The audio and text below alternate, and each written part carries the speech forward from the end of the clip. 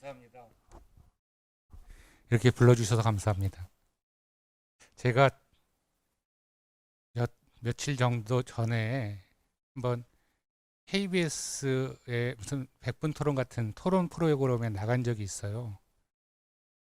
그래서 이제 작가님한테 저한테 전화가 와가지고, 그래서 뭐 좀 나와달라 그래서 어떤 분이 나오냐 그랬더니 뭐 박두영 이사장, 뭐 이상윤 선생, 뭐 이런 사람들이 다 나온다 그래서, 아, 그 똑같은 사람들이 나와서 똑같은 얘기할 텐데 나는 안 나가도 되겠다 그랬더니 작가님이 뭐라 하냐면 참신하고 새로운 사람의 목소리가 필요하다 그렇게 얘기를 해서 제가 한참 웃었었는데, 아마 오늘도 저를 이렇게 초대하신 건 참신하고 새로운 사람의 목소리가 필요한 것 아닐까 이런 생각이 들었습니다. 그, 그 제가 실은 좀 늦었는데 우선 죄송하다는 말씀 드리고요. 지금 뭐 병원은 전쟁입니다. 이 코로나와 전쟁이죠. 저희 병원이 그 생활치료센터를 지금 하나 맡고 있는데 그걸 확장하는 회의를 조금 전까지 하고 있어서, 그것도 뭐 아주 긴급하게 결정합니다. 뭐 오늘 결정나고 내일 시설 공사하고 모레 인력 투입 이런 식으로, 안 되면 글피 뭐 이렇게 바로바로 전개되니까요. 그래서 정말 코로나와 전쟁을 치르고 있다 이런 말씀을 드리는데, 실은 이 전쟁을 치르고 있는 곳이 또 있습니다. 바로 뭐냐면 택배 노동자들이 바로 전쟁을 치르고 있습니다. 저희 아파트에 엘리베이터를 탔는데 CJ 택배 노동자가 타서 이렇게 물어봤어요. 젊은 친구더라고요. 그래서 몇 시에 들어가세요? 이렇게 물어봤더니, 아, 이거 마치면 들어갔는데 그때가 제가 좀 늦어서 한 11시쯤 끝납니다. 그래서 아, 새벽은 아니구나. 몇 시에 나오셨어요? 물어봤더니 4시 좀 넘어서 나왔다고 그러더라고요. 그렇게 일하면 죽습니다. 당연히 죽죠. 그렇게 일해서도 안 되고 그렇습니다. 제가 뭐 제가 이제 실은 내용들을 오늘 쭉 이제 봤는데, 이게 이제 발제하기 전에는 그 발제문을 못 보고 그래서 그냥 급하게 제가 글을 썼는데요. 아마 이 아까 오늘 발제 두 분의 발제문을 봤더니 너무 내용이 좋아서 아주 좋은 연구 많이 하셨다 이런 생각이 들었습니다. 참고로 그 장시간 노동, 택배 노동자들이 장시간 노동을 한다고 하는데요. 그 장시간 노동에 대한 연구는 그렇게 많지 않습니다. 저도 뭐그 장시간 노동이 굉장히 많기 때문에 연구가 굉장히 많을 줄 알았더니 거의 없습니다. 그리고 일본이 좀 많고요. 한국에서도 뭐 한두 편 정도 수준밖에 없습니다. 왜 이렇게 연구가 적을까 그랬더니 다른 나라는 장시간 노동 안 해요. 우리나라만 이렇게 열심히 하기 때문에 장시간 노동을 하는 거고, 그리고 그렇습니다.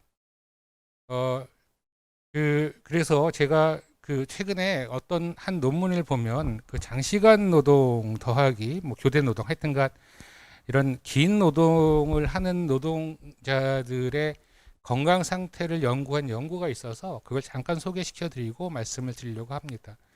이제 이 논문은 1995년서부터 2002년까지의 기준에 맞는 75편의 논문을 이렇게 메타 분석한 논문인데요.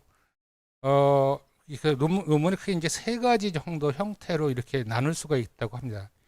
예를 들면 하나는 장시간 노동을 하는 것이고, 하나는 장시간 노동을 하는데 교대 근무를 하는 겁니다. 그러니까 예를 들면 10시간 또는 12시간 막교대를 하는 거겠죠. 또 하나는 장시간 노동을 하는데 교대 노무도 하면서 이게 주 노동 시간이 40시간을 초과하는 노동이 또 장시간 노동을 하는 거고요. 마지막으로는 이제 최장시간 노동하는 것들이 있습니다. 아까 우리 장태환 교수님 그 발표에 보면 택시 노동자의 뭐 1인 1차제 이런 얘기가 나오는 것 같던데, 뭐 1인 1차제 같은 경우 예를 들면 굉장히 대표적인 최장시간의 교대 근무일 것 같죠. 그래서 하여튼간 이런 장시간 노동들을 하면 가장 문제가 되는 게 뇌심혈관계 질환입니다. 그래서 아마 우리 지금 택배 노동자들이 상당히 많은 사람들이 이제 사망을 한, 바로 이른바 말하는 과로사라고 하는 것이 아마 심장의 문제나 또는 이런 그 뇌혈관의 문제, 이런 것으로 인해서 사망을 했을 거라고 생각이 되고요. 이런 것들은 위험성들이 굉장히 높다는 것들이 이미 이제 보고되고 있습니다. 뿐만 아니라 전신 상태가 나빠졌다는 논문도 있고요. 조산화 출산에 있다는 논문도 있고 뭐 이렇습니다. 보상이 낮은 경우에는 신체 증상이 더 많이 증가된다는 그런 논문들도 있었습니다. 장시간 노동에서 가장 큰 문제가 또 사고율의 증가입니다. 우리가 저는 최근에 뭐 아주 다행스러운 일인데요. 물론 이제 아직 다 진행되고 있지는 않지만 우리 환경미화원, 우리 생활 쓰레기, 음식물 쓰레기, 뭐 이런 재활용 쓰레기를 수거하시는 환경미화원이 옛날에는 밤에 일하셨거든요. 근데 그게 정부 합동부처의 발표로 물론 아직 잘 되고 있지는 않지만 낮에 일하는 것으로 바꿨는데 우리 환경미화원의 가장 큰 문제는 뭐냐면 굉장히 많은 사고사였죠.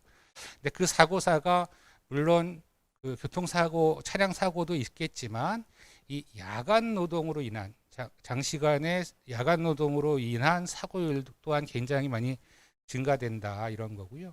그래서 장시간 노동 이런 것들은 이 사고율에도 굉장히 많은 영향을 미친다 이런 생각이 듭니다. 네, 넘어가죠. 아까도 말했지만 그렇게 장시간 노동을 하면서 교대 노동을 하는 경우에는 이제 우리 이제 요통이 많이 증가된다든지 또 역시 사고율이 증가된다든지 그다음에 음주나 흡연이 많이 증가된다든지 뭐 비슷한 내용의 논문들이 계속 나타나고 있고요. 인지 능력이 떨어진다. 이건 역시 사고 반응 속도가 떨어진다. 이런 것도 역시 사고와 관련돼서 이런 것들이 이제 굉장히 문제가 되는 거죠. 심박수가 증가된다든지 뭐 여러 가지 실수가 증가된다든지 업무 능력이 떨어진다든지에 대한 내용들도 많이 들어 있습니다. 역시 뭐 아까도 말씀드렸지만 장시간 노동을 하면서 교대 노동을 하는 경우는 똑같은 내용의 내용들이 모든 과정에서 다 나타나고 있다 이런 생각입니다. 그런데 최장시간 교대 근무와 건강 이런 게 있는데요. 이건 뭐 그러니까 이 논문에서는 최장시간의 교대 근무와 건강이라는 것들을 한번 잡았는데요. 깜짝 놀라게 자기네 데피니션을 내렸지만 이것에 맞는 해당되는 논문이 없습니다. 그러니까 쉽게 얘기하면 이 최장시간의 교대 근무는 한국 상황에서만 적용되는 논문 결과였고 그리고 이러한 것들이 발표되지는 않았지만 결국은 이제 우리들의 가장 큰 문제가 아닌가 이런 생각이 듭니다. 바로 이 택배 노동자들에 대한 이런 것들이 바로 최장 시간의 교대 근무가 아닌가 이런 생각이 들었습니다. 뭐 정리하시면 뭐 뇌신경계 질환과 사망률이 증가되고 있고 조산화 출산도 있다고 하고요. 비만, 음주량, 흡연량도 증가되고 있고 집중력도 저하되고 뭐 이런 인지력 감소, 업무에 대한 실수와 사고력, 전신 질환이 증가되고 있다라는 것들이 이 공통된 의견입니다. 결론적으로 좀 말씀을 좀 다시 한번 좀 정리를 해볼 수가 있을 것 같습니다. 이런 문제가 생겼는데 그럼 이 문제가 어떻게 풀 거냐? 뭐 우선 이게 첫 번째 이런 겁니다. 아까 여기 답들은 굉장히 좋은 의견들을 많이 제시해 주셨는데요. 이제는 우리 사회가 우리 산안법에서도 지금 이제 내용이 바뀌었죠. 노동자 에서 일하는 사람으로 기준이 바뀌었습니다. 그런 것처럼 택배에서 종사하는 노동자들도 우리 사회의 보호에서 당연히 포함되어야 되고 참여되어야 된다고 생각이 됩니다. 우리가 이제 근로 기준법이 있죠. 근기법이라고 하는 근로기준법에 있는데 근기법에는 주당 노동시간이 52시간으로 규제되어 있습니다. 그렇죠. 그런데 택배 노동자는 노동자가 아니기 때문에 적용받지 못합니다.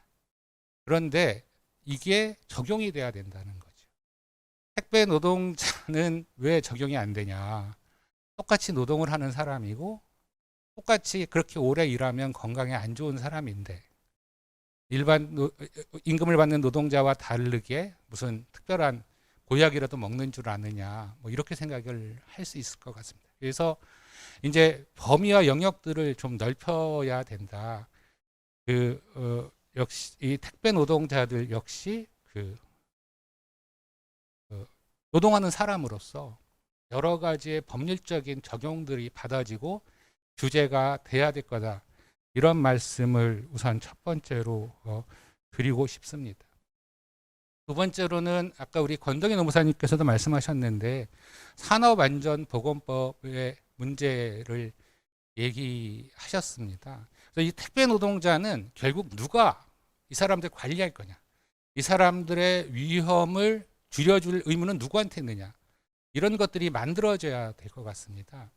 결국 산업안전보건법이 사업주의 책임을 강화시키고 사업주의 의무를 명확하게 하는 것에 가장 중요한 내용이 있다면 과연 이 사람들을 통제하고 관리하고 이런 주체들은 과연 누구인가 라는 것을 우리가 명확하게 할 필요가 있을 것 같습니다.